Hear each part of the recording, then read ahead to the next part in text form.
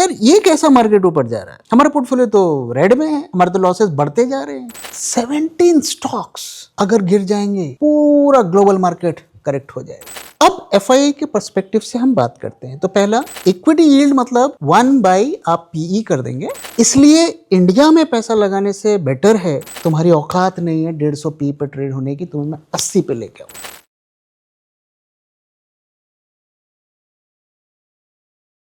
Sir unfortunately कल YouTube ने हम लोग का वीडियो पब्लिश होने नहीं दिया, but let's hope for the best. Hope कि आज वीडियो एयर हो जाए। चलिए बढ़ते हैं पहले सवाल की ओर। सर दुनिया में कहीं पे भी मार्केट गिर नहीं रही है और आप लगातार कॉशन कॉशन बोले ही जा रहे हैं, कहीं ये रैली मिस तो नहीं हो रही है? देखिए, हमें ये समझना बहुत ज़रूरी है कि इस वक्त पूरी दुनिया में एक बहुत बड़ा कार्टेल वाला गेम चल रहा है और मुझे डर है कि ये कुछ अ, हमारे वेल्थ को इस तरीके से डिस्ट्रॉय करेगा जो आने वाले कई सालों तक जिसको याद किया जाएगा।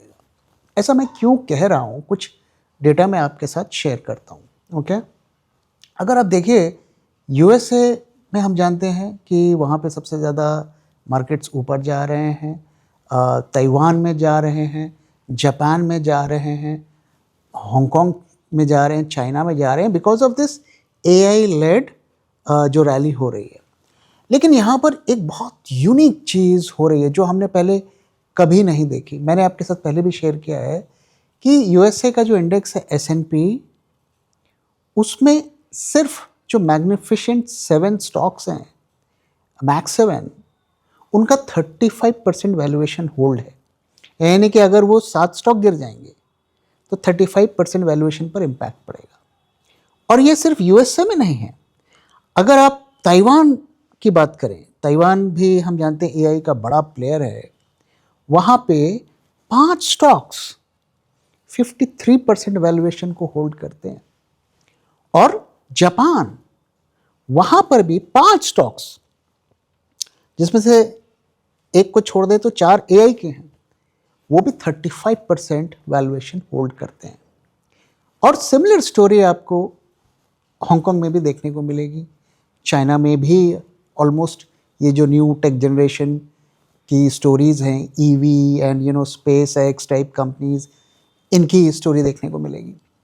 तो अगर हम चाइना को हटा दें क्योंकि वो एक अलग दुनिया है, तो ये 3 मार्केट को अगर हम देखें, जापान, ताइवान एंड यूएसए, यहाँ पे 17 स्टॉक्स अगर गिर जाएंगे पूरा ग्लोबल मार्केट करेक्ट हो जाएगा। 17 स्टॉक्स, जिसमें से 16 स्टॉक्स टेक स्टॉक्स हैं। ओके, तो आप ये सोच के देखिए कि हम कितने बड़े टाइम बॉम्ब के ऊपर बैठे हुए हैं। और हो क्या रहा है कि हर जगह से पैसा निकाला जा रहा है और कुछ यही 15, 17, 20 स्टॉक्स में पैसे को डंप किया जा रहा है और यही इंडेक्सेस को ऊपर ले जा रहे हैं या ऊपर के लेवल पर सस्टेन कर रहे हैं। तो ये एक जो हमें दिख रहा है ना मार्केट में, ये एक छलावा है, ये एक धोखा है। इसलिए बार बार हम कह रहे हैं कि हमें सावधान रहना है। अब आप ये कह सकते हैं कि हम 1 महीने पहले भी सावधान रहने को बोल रहे थे, 2 महीने पहले भी बोल रहे हैं, आज भी बोल रहे हैं। तो आपको एक चीज़ ध्यान में रखना है कि मार्केट आपको नॉक करके नहीं आएगा गिराने, क्रैश कराने। सडन एक दिन बड़ा क्रैश आएगा और आपको मौका ही नहीं मिलेगा निकलने का। और आप देखिए ऑलरेडी, अगर आप ठीक है, आप ग्लोबल मार्केट को छोड़ दीजिए, इंडियन मार्केट्स की बात करते हैं।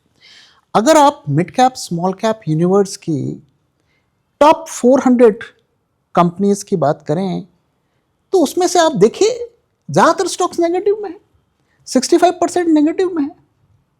और जो भी स्टॉक्स जो पिछले 2 साल से मार्केट में है वो जानते होंगे कि जो वो हाई ग्रोथ स्टॉक्स को उन्होंने पोर्टफोलियो में डाला, वो किस तरीके से ब्लीड कर रहे हैं। तो इसलिए हम ये कह रहे हैं कि ये जो मार्केट के लेवल्स की बार बार बात होती है, इससे हमें अपने आप को बचाना है। हमको स्टॉक लेवल पर बात करना है, हम कह रहे हैं मार्केट हाईली ओवर वैल्यूड है। जब हम ऐसा कहते हैं तो हम जनरल मार्केट की बात करते हैं, लेकिन इसी मार्केट में से आपको हिडन जेम्स भी मिलेंगे, आपको स्टॉक्स फेयर वैल्यूएशन पर भी मिलेंगे। तो हम कहते हैं आप उन पे फोकस करो, ना कि मार्केट पे बात करो। और हम अपने स्टैंड पर कायम हैं कि हम एक टाइम बॉम्ब, मार्केट को हम इस वक्त जिस सिचुएशन पे हैं ग्लोबल लेवल पर, मार्केट एक टाइम बॉम्ब पर बैठा हुआ। अब वो कब फटेगा ये अब आने वाले दिनों में ही हमें पता चलेगा।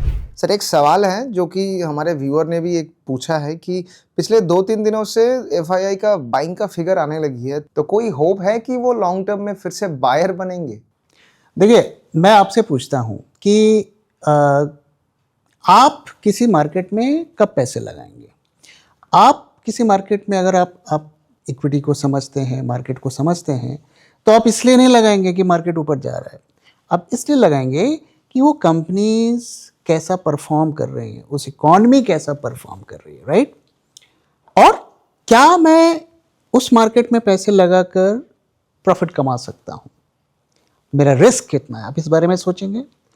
अब एफआईआई के पर्सपेक्टिव से हम बात करते हैं तो पहला कि करेंसी आपकी नेगेटिव हो गई, हमारा रुपया गिर रहा है, तो हम लगाएंगे तो हमारे रिटर्न्स ऐसे ही कम हो जाएंगे। एक तो पहला रीज़न, पहला नेगेटिव हो गया। चलो, रुपया तो हमारा काफ़ी टाइम से गिर रहा है, 50 से 60, 60 70, 80, अब 90, अब 100 की बातें हो रही, तो लगातार गिर रहा है। तब भी एफआईआई खरीद रहे थे, अब क्यों नहीं खरीद रहे हैं? ओके, तो इसको हमको समझना पड़ेगा कि जो अब एफआईआई के पास क्या ऑप्शन है? 2 ऑप्शन है। एक, हम बॉन्ड्स में पैसा लगाएं, रिस्क फ्री हमें पैसा मिलेगा, डिफॉल्ट का कोई डर नहीं है, हम यूएस ट्रेजरी में पैसा लगा सकते हैं। और दूसरा, हम इक्विटी में लगाएं। तो हमें ध्यान में रखना है कि वो उन मार्केट में तो पैसा लगा रहे हैं, चाइना में लगा रहे हैं, हांगकांग में लगा रहे हैं, जापान में लगा रहे हैं, क्योंकि वहाँ ग्रोथ है, नए नए इन्वेंशंस हो रहे हैं, टेक्नोलॉजी में इनोवेशन हो रहा है, तो लगा रहे हैं वहाँ। हमारे यहाँ क्यों नहीं लगा रहे हैं? क्योंकि हमारे यहाँ जो कंपनीज, न्यू जो टेक्नोलॉजी इसकी कंपनी है, हाई ग्रोथ सेक्टर है, वहाँ पे कुछ खास नहीं हो रहा है। और जो अच्छी कंपनीज हैं, ऐसा तो है नहीं हमारे यहाँ अच्छी कंपनी नहीं है, अच्छी कंपनीज हैं, तो वहाँ पर उन्हें वैल्यू नहीं मिल रही है। इसको थोड़ा डेटा से हम समझते हैं। तो 2 चीज़ हो गई, बॉन्ड यील्ड आप जानते हैं, और दूसरा होता है इक्विटी यील्ड।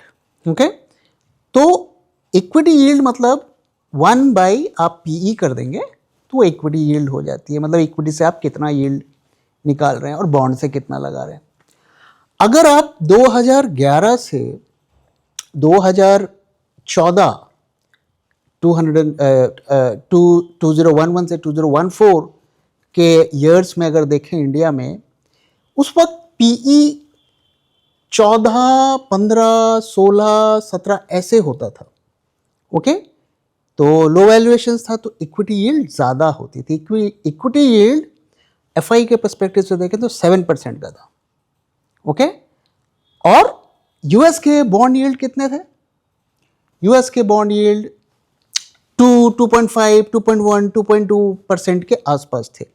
यानी कि हमारे मार्केट में पैसा लगाने से उनको, अगर हम कंपेयर करें यूएस ट्रेजरी से, वो जो यील्ड गैप है कंपेयर करें, तो 5% का फ़ायदा मिल रहा था उन्हें। तो उनके पास कोई ऑप्शन नहीं था, वो कहते चलो यार इंडिया में लगाते हैं, यहाँ पर हमें 5% का स्प्रेड मिल रहा है, ये हमारा प्रॉफिट है। करेंसी कन्वर्जन के बाद भी वो प्रॉफिटेबल थे। ओके, अब इसके बाद क्या होता है कि 2014 के बाद हम जानते हैं क्या हुआ। सो 2014-15 के बाद 20 तक अगर हम देखें तो जो 14, 15, 16 पी पर हम स्टॉक्स ट्रेड हो रहे थे, वो 20 पी पर आ जाते हैं, thanks to retail money and DI money and we know किसका पैसा कहाँ गया। तो उसकी वजह से पी 14-15 से बढ़कर 20 हो जाता है। अब जो है आपके जो इक्विटी यील्ड है वो कम हो जाती है, तो 7% से आप 5% पर आ जाते हैं। इसी दौरान अगर यूएस में अगर बॉन्ड यील्ड को देखें तो 0.5% के आसपास बॉन्ड यील्ड हो जाते हैं। ओके, 2020 में हम जानते हैं कि बॉन्ड यील्ड काफ़ी घट गए थे। तो अब कितना स्प्रेड हुआ, 5 और 0.5, तो आपका 4.5% का स्प्रेड हुआ। अभी भी सिचुएशन प्रॉफिटेबल है। अब क्या होता है, अब करंट केस में अगर आप देखें तो हमारा पीई 24-25 हो गया है, यानी कि इक्विटी यील्ड 4% है और यूएस ट्रेजरी का बॉन्ड यील्ड भी वहां बढ़ा है, हम जानते हैं 4% है। अब आप मुझे बताइए, अगर आपको 4% ही प्रॉफिट कमाना हो तो आप, और आपके पास दो ऑप्शन हो, मैं इक्विटी में लगाऊं या मैं बॉन्ड में लगाऊं जहां गारंटेड रिटर्न, आप कहां लगाएंगे? डेफिनेटली आप बॉन्ड में लगाएंगे। तो इसलिए इंडिया में पैसा लगाने से बेटर है कि मैं यूएस ट्रेजरी में लगाऊं, ये एफआईआईज का सोचना है। लेकिन वो अभी भी ऐसे कंट्रीज, ऐसे कंपनीज, दुनिया भर की कंपनीज में पैसा लगा रहे हैं जहां पर उन्हें लगता है कि मेरा इक्विटी यील्ड ज़्यादा मिलेगा, तो वहां लगा रहे हैं। जब तक ये चीज़ फिक्स नहीं होगी, अब इसमें दो चीज़ें हैं, या तो हमारी वैल्यूएशन सस्ती हो, जो कि ऑलरेडी होनी शुरू हो गई है कम से कम मिड कैप स्मॉल कैप में, तो उनका यील्ड बढ़ेगा, तब वो आएंगे। तो या फिर जो वहां पे जो बॉन्ड यील्ड है जो बढ़ा है उसे घटना चाहिए। अब इन दोनों फिगर्स को याद रखिए, निफ्टी का पीई, यूएस का बॉन्ड यील्ड, जब तक यहां पर इक्विटी यील्ड और इनका गैप नहीं बढ़ेगा तब तक एफआई वापस नहीं आएंगे। हाँ, वो ठीक है, कुछ कंपनीज में थोड़े बहुत वो खरीदारी बाइंग वाइंग करते रहेंगे, वो तो हर कोई करेगा, आप भी कर रहे हैं, हम भी कर रहे हैं, ओके। लेकिन जिसे हम कहते हैं ना ब्रॉड बेस्ड बाइंग, वो तभी होगी जब ये गैप बढ़ेगा। जून 2024 को अगर आप निफ्टी में पैसे लगाते तो आज आपके रिटर्न्स बनते सिर्फ 6.5%, और अगर आप बुल ट्रैक 2024 पोर्टफोलियो में पैसे लगाते तो आज आपको दुगने से भी ज्यादा रिटर्न मिलता। और गौर करने वाली बात यह है कि पिछले दिनों जो मार्केट में हमें ब्लड बाथ देखने को मिला, उस ब्लड बाथ में भी हमारे पोर्टफोलियो ने लगातार पॉजिटिव रिटर्न्स दिखाए। और ये कोई तुक्का नहीं है, क्योंकि ऐसे ही शानदार रिटर्न्स हमने अपने 2021 पोर्टफोलियो में भी अपने सब्सक्राइबर्स को दिए थे। 2021 के पोर्टफोलियो में 21 में से 7 स्टॉक्स ने 100% से भी ज्यादा पीक रिटर्न्स दिए और 15 स्टॉक्स ने 50% से भी ज्यादा रिटर्न्स दिए। और कई स्टॉक्स जैसे कि भेल and Cochin shipyards multi bagger साबित हुए। तो आखिर हम ऐसा कैसे कर पाए? Being a SEBI registered RA, I can tell you, सिर्फ फंडामेंटली स्ट्रॉन्ग स्टॉक को सिलेक्ट करने से ही आपका पोर्टफोलियो ग्रीन में रहेगा, ऐसा जरूरी नहीं। उसके साथ टेक्निकल, क्वांटिटेटिव और डेटा एनालिसिस भी जरूरी होती है। सबसे जरूरी है कि आप स्टॉक को किस प्राइस पर खरीद रहे हैं, और इसीलिए हर स्टॉक को जो हम बुल ट्रैक पोर्टफोलियो में ऐड करते हैं उसे गुजरना पड़ता है bull track in house research के 10 स्ट्रिंजेंट क्राइटेरिया से, ताकि आपको मिले एक शानदार स्टॉक एक शानदार प्राइस में। तो देर किस बात की, आज ही सब्सक्राइब करिए बुल ट्रैक पोर्टफोलियो को हमारी वेबसाइट bulltrack.in को विजिट करके, या स्क्रीन पे दिए हुए नंबर से हमसे कांटेक्ट करिए। Investment in securities market are subject to market risks. Read all the related documents carefully before investing. Sir, market ऊपर रिकवर कर गया है, पर मिड कैप और स्मॉल कैप अभी तक क्यों नहीं आए? ये काफ़ी लोग ये जानना चाहते हैं कि ऐसा क्यों हो रहा है, कि मार्केट तो इतना तेजी, इतना कुछ दिख रहा है, लेकिन स्मॉल कैप, मिड कैप, इसमें क्यों नहीं हमें उस तरीके से प्राइस राइज देखने को मिल रहा है। वहाँ पर भी इंडेक्स को मोटा मोटा एक लेवल पर आके रखा गया है। अगर आप एक साल का परफॉर्मेंस देखें तो हमारे जो बेंचमार्क इंडाइसेस हैं 10% के करीब अप हैं निफ्टी, और अगर आप मिड कैप में जाएंगे तो वो भी पॉजिटिव में होगा, आई थिंक 4-5% अप होगा। स्मॉल कैप लेकिन अभी भी नेगेटिव में है। तो और जो लोग कंप्लेन कर रहे हैं, बोल रहे हैं यार ये कैसा मार्केट ऊपर जा रहा है, हमारा पोर्टफोलियो तो रेड में है, हमारे तो लॉसेस बढ़ते जा रहे हैं, ऐसा क्यों हो रहा है। और इसी से रिलेटेड एक डेटा मैं आपके साथ शेयर करता हूं कि जो निफ्टी स्मॉल कैप के अगर टॉप के 400 स्टॉक्स को अगर आप लेंगे, उसमें से 65% स्टॉक्स नेगेटिव रिटर्न दे रहे हैं एक साल में। तो इसलिए अगर आपके पोर्टफोलियो में स्मॉल कैप मिड कैप है, एक साल में आपको नेगेटिव रिटर्न्स दिखेंगे हाईली लाइकली। और ये 400 में से 140 स्टॉक्स ऐसे हैं जो 20% से ज़्यादा गिरे हुए हैं एक साल में। ओके, इसलिए ये जो लोग 2-3 साल से मार्केट में हैं वो इस रैली को सरप्राइज से देख रहे हैं कि ये हो क्या रहा है मार्केट। आप मुझे बताइए आपके साथ ऐसा हो रहा है या नहीं हो रहा है। ओके, और जो नए हैं, जो नए नए लोग मार्केट में आए, वो सिर्फ लेवल देख रहे हैं। उन्हें लग रहा है अरे मार्केट मतलब पोर्टफोलियो गेन। ओके, अब देखिए ये हो क्यों रहा है, वी हैव टू अंडरस्टैंड। सो जो मिड कैप स्मॉल कैप हम जानते हैं उसमें रिटेल का पिछले सालों काफ़ी पार्टिसिपेशन हुआ है, काफ़ी अच्छे रिटर्न्स दिए हैं, तो लोगों ने अंधाधुंध खरीदे। कोई वैल्यूएशन नहीं देखना, कोई पैरामीटर नहीं देखना, बस खरीदना है। जी ये इतना चढ़ गया तो खरीदना है। अब कंपनीज का परफॉर्मेंस हम जानते हैं क्या है, इंडिया इंक कैसे परफॉर्म कर रहा है हम जान रहे हैं। और बड़ी कंपनी तो तब भी थोड़ा बहुत परफॉर्मेंस दिखा रही है, छोटी कंपनी की हालत और ख़राब है क्योंकि इकोनॉमी की हालत ख़राब है। तो कंपनी के रिजल्ट्स तो अच्छे आ नहीं रहे हैं और आपके स्टॉक 100, 150, 200 पी पे ट्रेड हो रहे हैं। तो मार्केट अब उन्हें पनिश कर रहा है कि तुम्हारी औकात नहीं है 150 पी पे ट्रेड होने की, तुम्हें मैं 80 पे लेके आऊँगा। और वही हो रहा है। इसी वजह से 30-30, 40-40, 50-50% शेयर गिर रहे हैं। तो मार्केट बेसिकली पनिश कर रहा है स्टॉक को। और हम हमेशा इसीलिए कहते हैं मार्केट को मत देखो, वैल्यूएशन को देखो।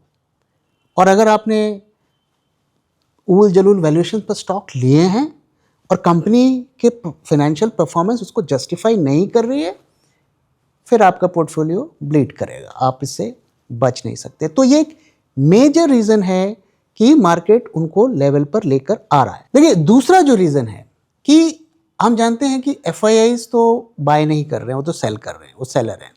ओके, और DIIs जो हैं वो बाइंग कर रहे हैं। अब वहाँ यहाँ पर भी देखो एक खेला हो रहा है। DIIs जो कि पहले काफ़ी मिड कैप विड कैप में उन्होंने पैसे लगाए, लेकिन भाई उन्हें भी तो कहीं ना कहीं आकर अपने कस्टमर्स को रिटर्न देना है।